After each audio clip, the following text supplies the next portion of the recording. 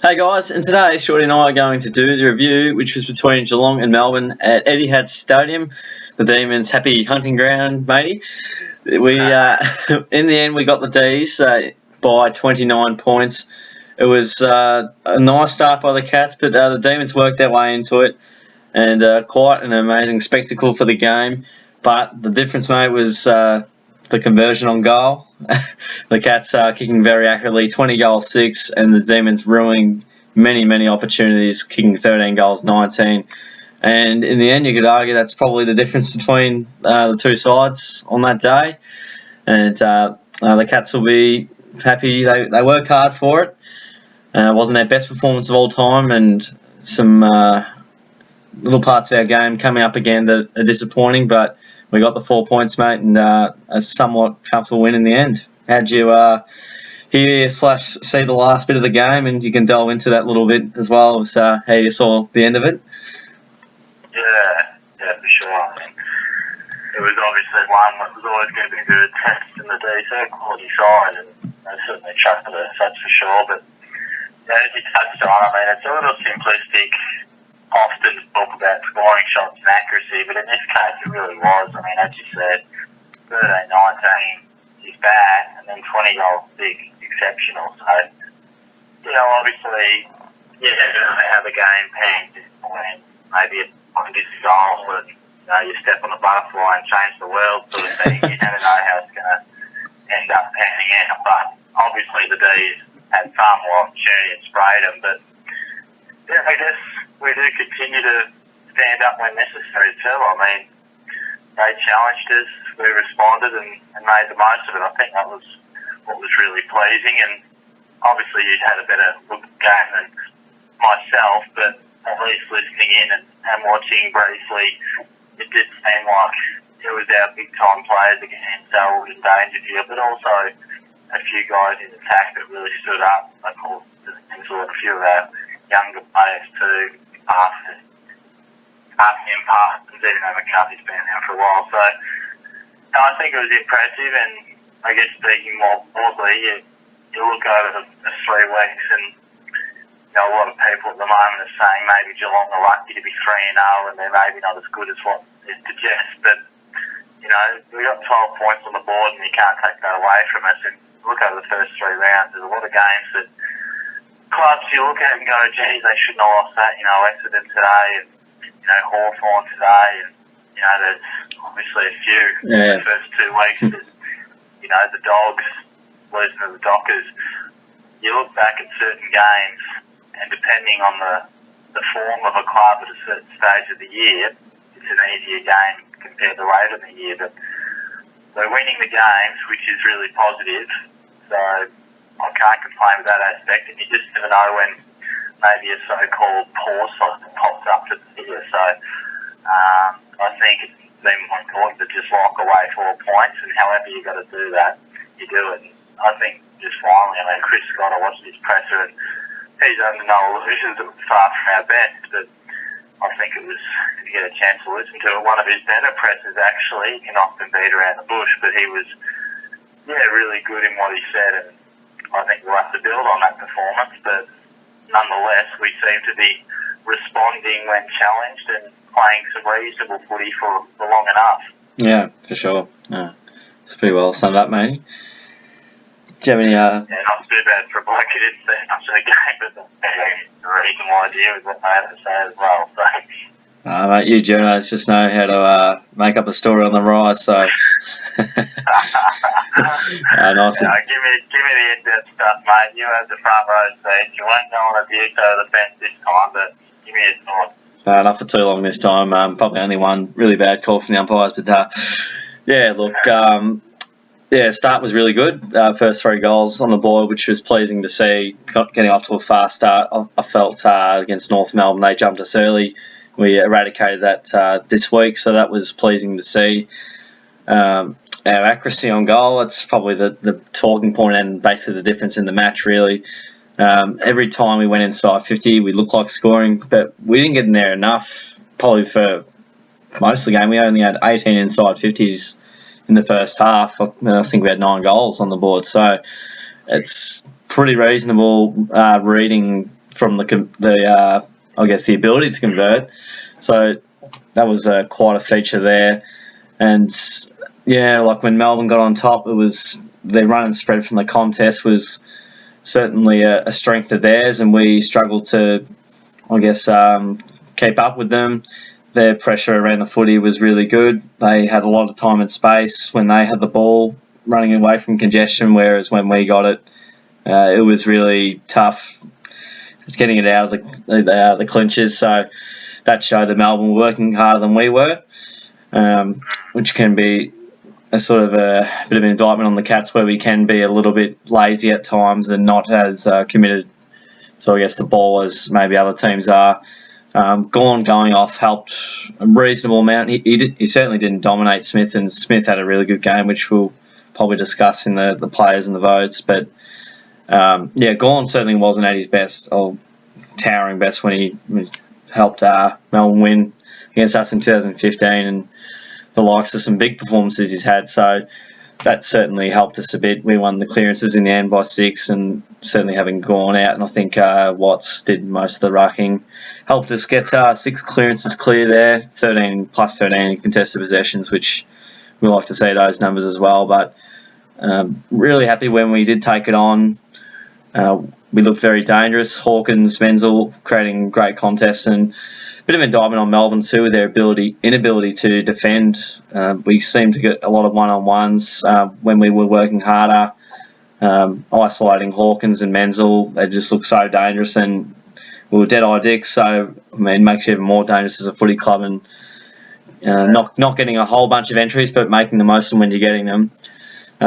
Is certainly pleasing, and there's been times in the past when we've had so many entries but done nothing with them, a la the prelim final against Sydney and many other performances of yesteryear. So, look, yeah, we'll build on that and hopefully get some more entries and more opportunities. But look, a few good performances from some lesser likes, but again, Selwood and Dangerfield, as you say, mate, they were outstanding. And they often say, if they're not playing well, Geelong aren't, but I think we discussed it the other night. I mean, it's very rare they don't play well, so you've kind of got that little safety net there, and maybe because they're so good, it doesn't give others opportunity to be good because they're sort of taking the mantle. But look, would rather them playing well than not, so we'll certainly take that in our stride.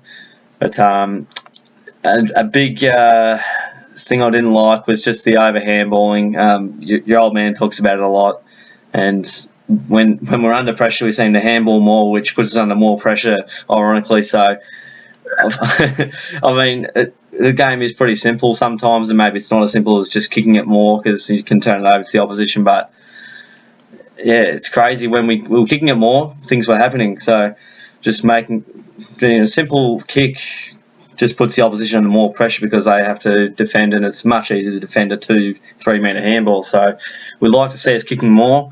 We had 40 more handballs and kicks at half time, and what do we have in the end? Still 43 more handballs, but we're at our dangerous best when we're kicking long and effectively to our players. So yeah, if key point is out of the game, still try and be efficient going forward. Just kick the bloody ball more rather than put yourselves under more pressure. I mean, I'd rather a midfielder kick it 60 metres inside 50 to a dangerous one-on-one area than just flick around handballs and make the perfect pass for the perfect play. Yeah, fair call, mate. Fair call. Yeah. Nicely summed up there too. Key points to take away, so there's a few things to tighten up on, that's for sure.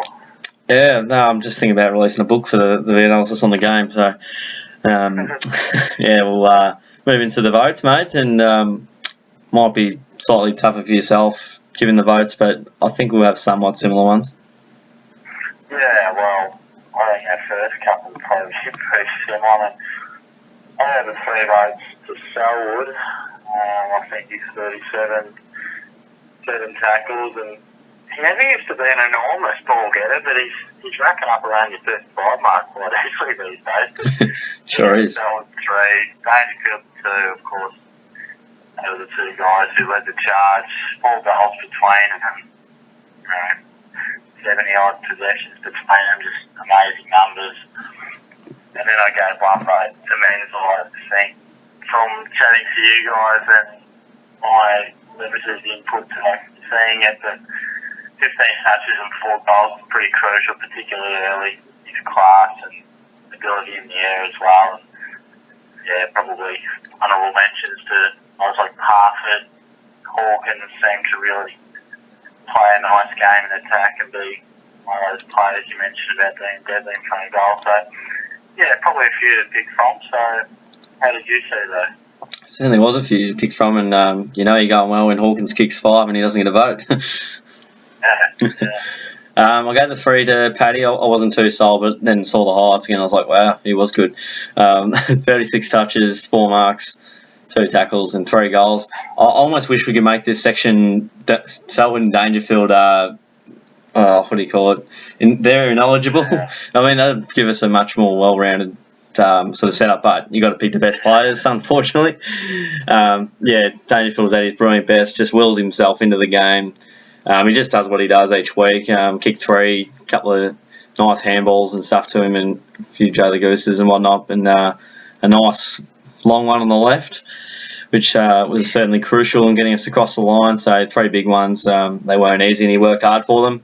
And I was thinking of giving Joel a 3, but he gets a 2 this week, and I don't know how I didn't give him a vote last week, really, with how he played, looking back on it, but gets a 2 this week. 37 touches, as you said, 6 marks, 7 tackles, and also chimed in with a goal after a brutal 50-metre penalty. And I gave the 1 vote to Parfitt. I really wanted to give it to Menzel or Hawkins, but well, this guy's probably never ever going to get a vote, so I'll give him 1 this week. 23 touches and 2 marks. 4 free kicks for him. It's interesting, must be the most for us. 5 tackles and a goal, so he just racked up a good amount of the footy up forward, provided a great presence up forward, getting a goal with a brilliant tackle late in the game to really get some momentum happening for the Cats, and just had really good energy around the ground. So yeah, Menzel's probably thinking at home, what the hell, mate, I've had one of the best games of my life. I've kicked 4, two bananas from the boundary, and you still haven't given me a vote. So. And I love Menzel, he's my favourite player, so that just speaks of how well those other guys played. But yeah, you could give the 1 vote to Hawkins or Blitzarves, Parfitt, Menzel, Motlop. You can just pick whoever you think did better, but good to have a few contributors, mate, that's for sure. And I guess Evan Ruggles was decent. McCarthy was good, so we're just rattling off names. We'll go into your section, mate, which you love, and I'll give you a bit of a hand with if you need some names, but I think the stats might help you out there. With the chopping block, what have you got for us? Yeah, for sure. I think probably Tommy Stewart playing man will be talking about it, possibly. Not quite. I think he's going to put his hype. He's probably more your role type of player, so they're going to rack up a stack of the ball. But I think you mentioned the other body, the flow-on effect of, and the fact that his experiment up forward seems to be on his last legs, one would think, and the flow-on effect of that surely see Stewart put it back to just makes us too tall back there if you throw in. You know, people are talking about John Lonergan forward, but I just think he's too slow these days. And Henderson, he's probably an All-Australian defender. The whole this man, don't mess with him. So I think it's probably just going to have to put maybe Taylor back and potentially Stewart out. Yeah, for sure. And you said to a certain extent, the unit with Jordan Murdoch and the line out for him. Oh, mate. For his career. I'm over him for sure. Murdoch, go out. Yeah. Get out. Yeah, so I think he's their plus. Gets a game because he's quick, and I think they look like to have that balance and the potential that, particularly when we get on top, but I think he's the type of player that when the going gets tough, he just goes missing it. Yeah. I think he's probably not giving us enough the other way, because he's never going to ski uphill. But if you can't ski that well downhill, then what's he in the team for? So I think he's probably a player that certainly be The disappointing thing is we've probably got, when you think of replacements, it's probably Jordan Smith, Salwood, who's returning from injury pretty soon, and they're reeling another slow touch. So that's perhaps something that's linked with Country's life, but those seem the main ones in Country will be best for the run. I'll report. There's the fun.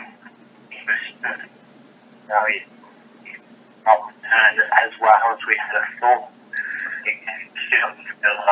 That we have to they don't know, given that role and job given by the coaches. But for sure. I think probably they both play that medium defender, and probably the toss of the coin which one they put.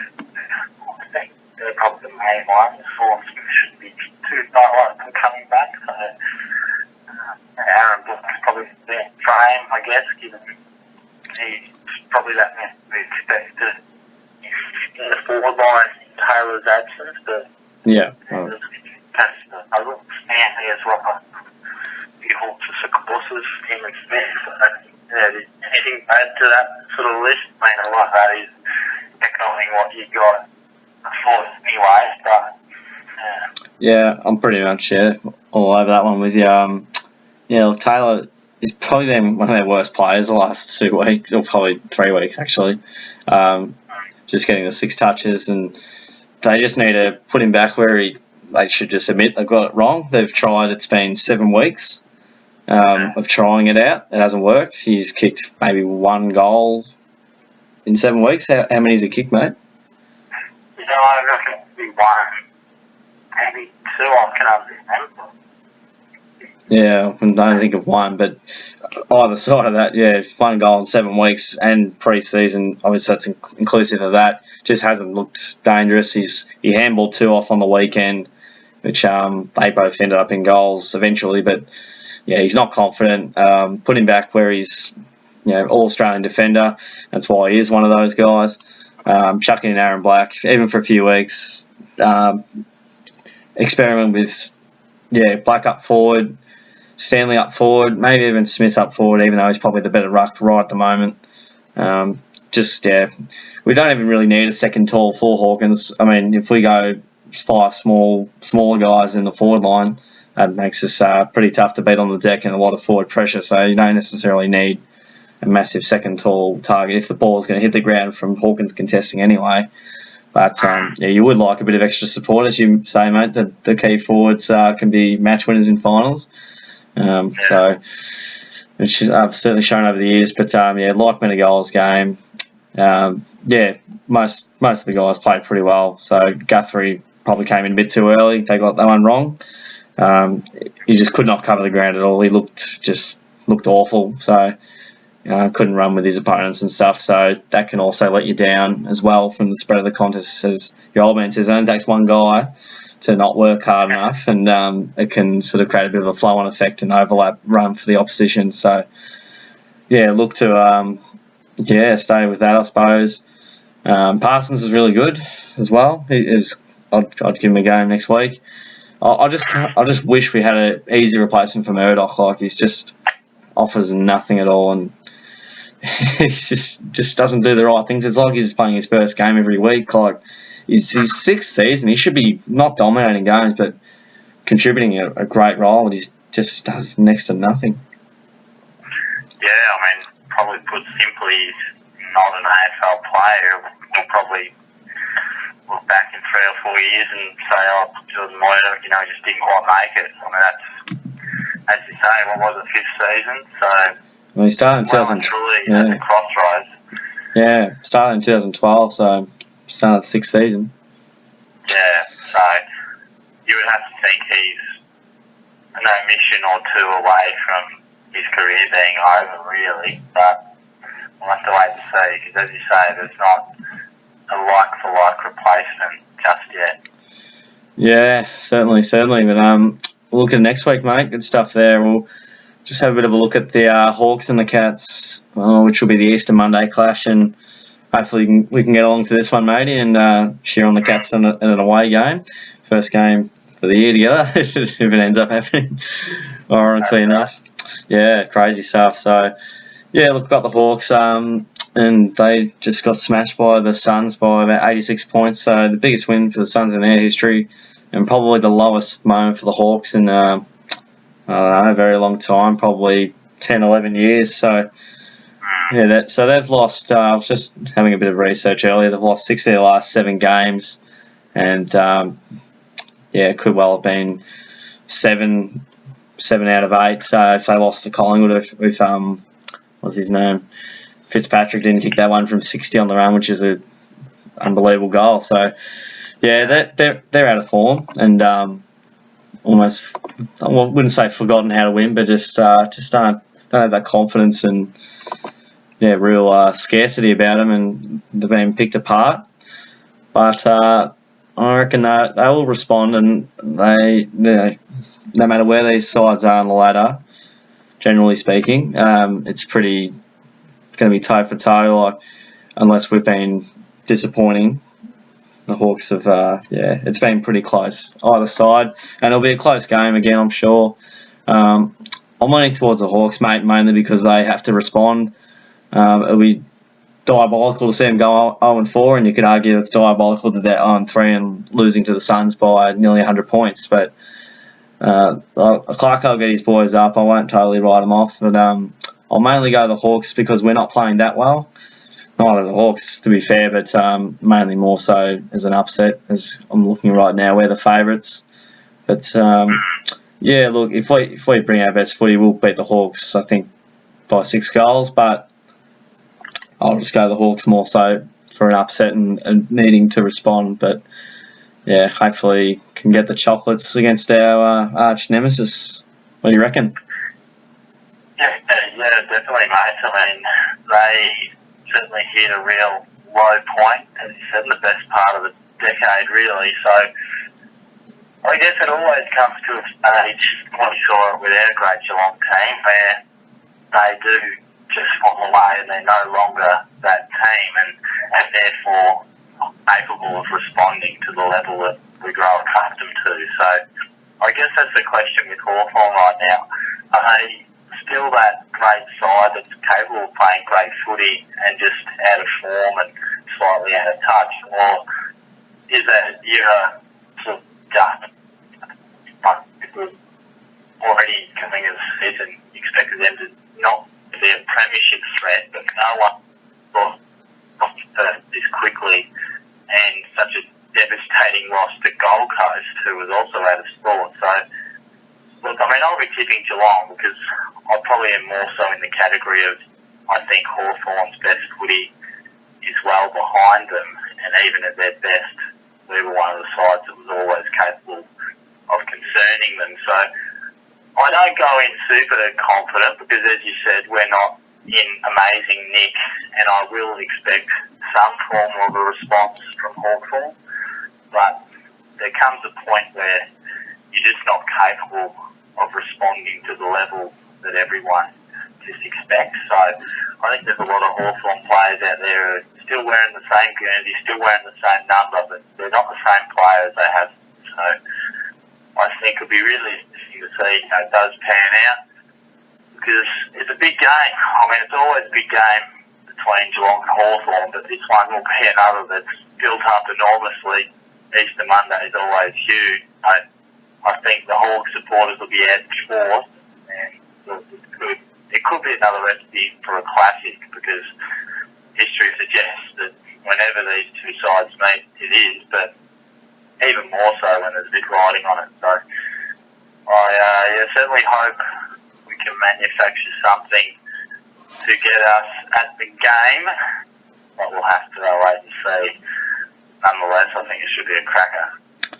Yeah, not often you say that with a team that's third on the ladder to the team that's 18th on the ladder, but I haven't seen that for a very, very long time. 2007 was the last time Hawks were 18th on the ladder. So that's quite an astounding stat there.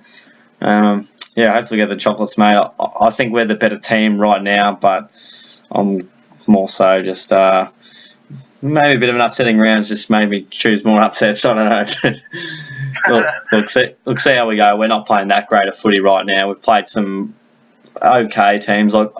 Melbourne's a good side. Becoming a good side, so I don't rate them as an enormous win, but it's still a good win for us. And there's been teams that are expected to beat other teams and they haven't, like the Dogs and the Dockers, as you said. So there's been little chinks in the armours of a couple of sides. So, and we're 3 and zip when we could have easily been 1 and 2 based off how we've played. If the games turned out how they were supposed to on the day. So we'll take 3 and zip and hopefully we can get a win against the Hawks. Yeah, absolutely, it'd be great. Beautiful, mate. Love your work today, and go Cats, get a win against the Hawks. Good stuff, mate. It's season's travelling on pretty well at the moment. Yeah, can't complain, mate. 3 and zip, we're going all right. The Cats, hopefully we can dish up a nice game against the Hawks and get another win on the board. But feel free to give the podcast, video, whatever you want to call it, a like. Don't forget to subscribe and share it around as well. It'd be fantastic. And just subscribe. That'd be awesome. And you can listen to us just talk all day about Geelong. So that's what we do best. Thanks for joining today, mate. Really appreciate it. Good stuff, mate. Talk to you soon. Sweet. All right. Thanks for listening, guys. Catch you all next time.